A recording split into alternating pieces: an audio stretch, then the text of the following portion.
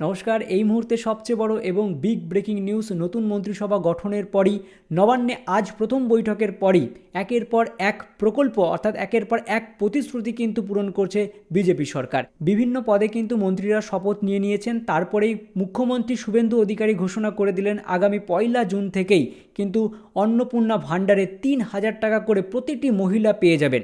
তবে এর মধ্যেও কিছু ব্যাপার রয়েছে, কারা কারা পাবেন এই টাকা পাওয়ার জন্য কি নতুন করে আবেদন করতে হবে আপনাদের, বিস্তারিত জানাবো আজকের এই ভিডিওটির মাধ্যমে। কারা কারা বঞ্চিত হবেন অর্থাৎ কারা কারা পাবেন না সেটাও কিন্তু লেটেস্ট আপডেটে জানিয়ে দেবো।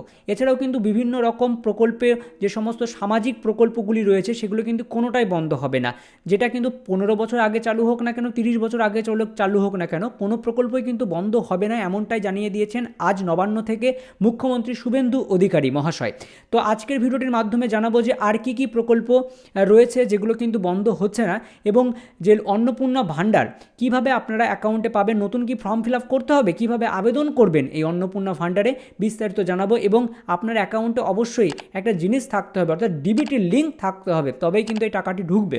তা আসুন বিস্তারিত, আমি আছি করণদীপ, আপনারা দেখছেন KD Bangla news YouTube channel. এখানে ভিডিওটি শুরু করি।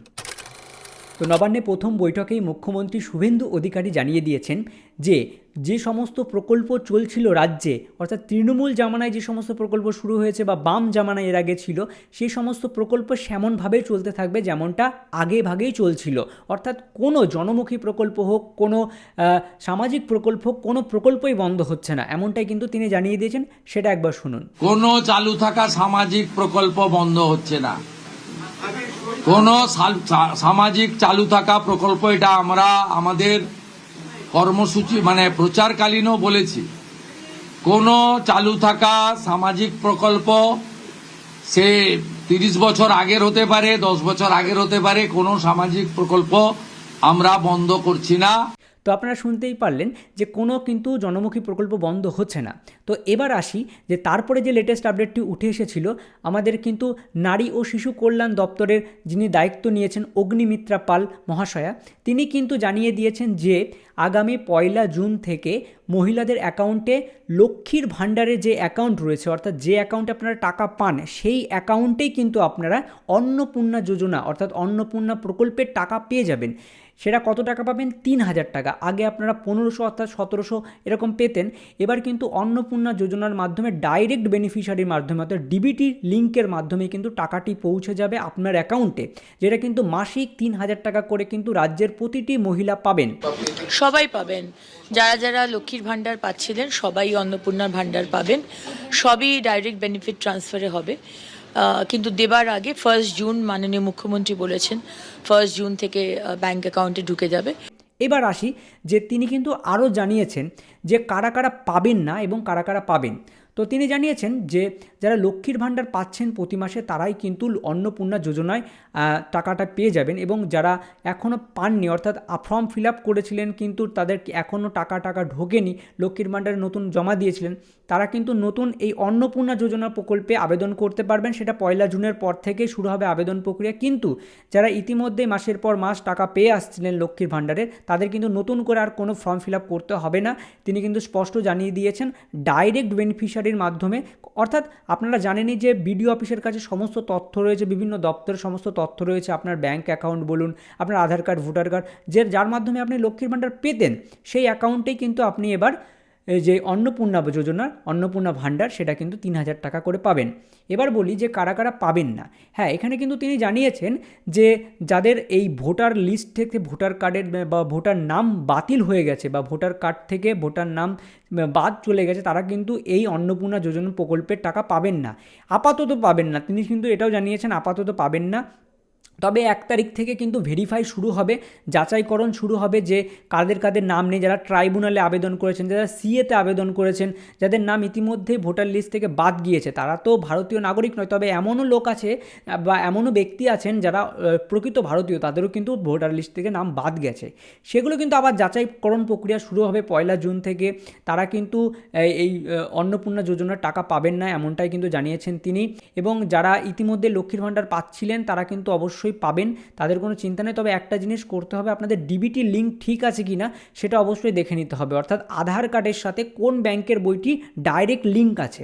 আপনার ধরুন 3টে ব্যাংকের অ্যাকাউন্ট বা 2টো ব্যাংকের অ্যাকাউন্ট বা 4টে ব্যাংকের অ্যাকাউন্ট বা কারোর একটা ব্যাংকের অ্যাকাউন্ট, এবার যতই ব্যাংকের অ্যাকাউন্ট থাকুক না কেন, ধরুন আপনি লক্ষ্মীর ভাণ্ডার পেতেন স্টেট ব্যাংকের অ্যাকাউন্টে, কিন্তু আপনার আধার কার্ডে ডিবিটি লিঙ্ক করা আছে ব্যাংক অফ ইন্ডিয়ায়, তাহলে কিন্তু টাকাটি আবার ব্যাংক অফ ইন্ডিয়াতে ঢুকবে।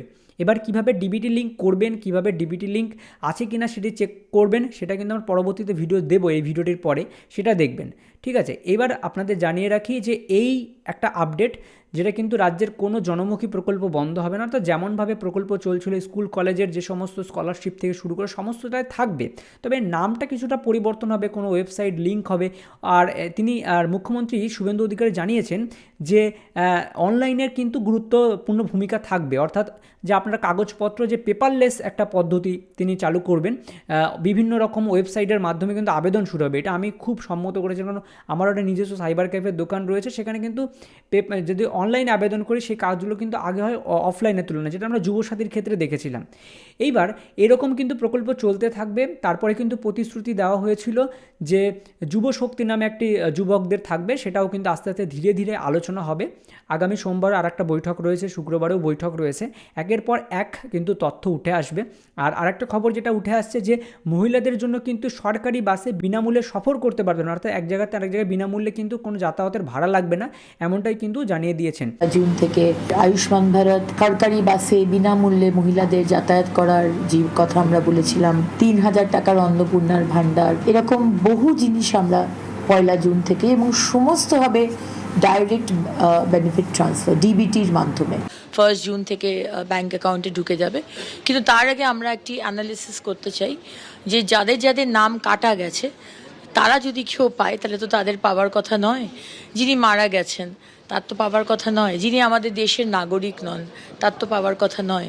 সুতরাং সেই অ্যানালিসিসটা হবে যে যাদের যাদের নাম কাটা গেছে তাদের মধ্যে কতজন লক্ষ্মীর ভাণ্ডার পাচ্ছেন, তাদের নাম কিন্তু বাদ যাবে। এবং আরেকটি মুখ্যমন্ত্রী বলেছেন যারা সিএ এর জন্য অ্যাপ্লাই করেছে এবং যাদের নাম ওই ট্রাইব্যুনালে গেছে তাদেরকে এর থেকে বাদ রাখা হবে আপাতত। কোনো চালু থাকা সামাজিক প্রকল্প বন্ধ হচ্ছে না, কোনো সামাজিক চালু থাকা প্রকল্প, এটা আমরা আমাদের কর্মসূচি মানে প্রচারকালীনও বলেছি। আমরা পেপারলেস অফিসও করব, আমরা সমস্ত পোর্টালগুলোকে আপডেটও করব, এবং সমস্ত বেনিফিশিয়ারি ডিবিটির মাধ্যমে, যেটা নরেন্দ্র মোদীজির নেতৃত্বে দেশের সরকার করেছে, ডাইরেক্ট বেনিফিট ট্রান্সফারের মাধ্যমে হবে, এবং সবটাই স্বচ্ছতার সঙ্গে হবে।